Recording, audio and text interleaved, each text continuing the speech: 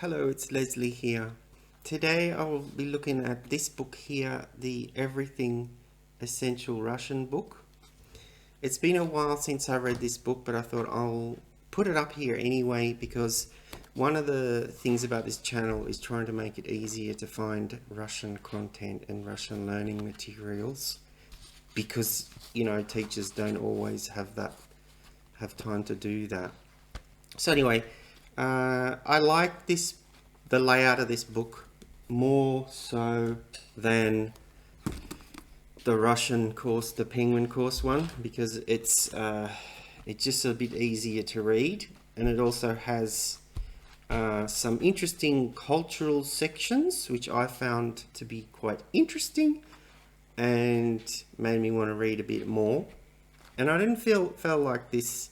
I don't feel like they spoilt anything for me. Like, I thought, well, okay, just a little interesting facts about Russian culture.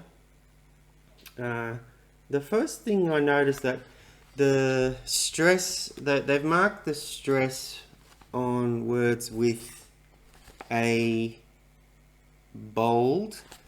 I kind of prefer to see it with the normal acute mark on the top, but that's me. So it covers the basics. I think it's more of a beginner to intermediate book than the Russian course one. So they do cover things like the adjective endings, because when I was learning the beginning, that was one of the hardest things to find was, well, what are the, if I want to say I'm giving you the red box or something like that, how do I say that and without having to read a whole book? without having to read a whole book how to say such a simple sentence, so in the beginning you don't know how to say anything like that using the cases, and especially with the adjectives, because they're often forgotten. Anyway, so this does have the case endings for adjectives. For example, that's the dative endings. But I would have liked to see an example sentence of it, not just say, well, here are the endings.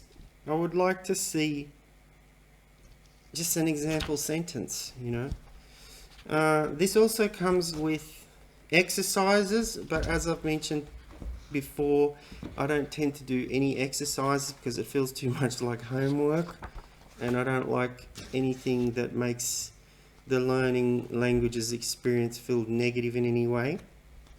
So I don't do those. So I haven't done those.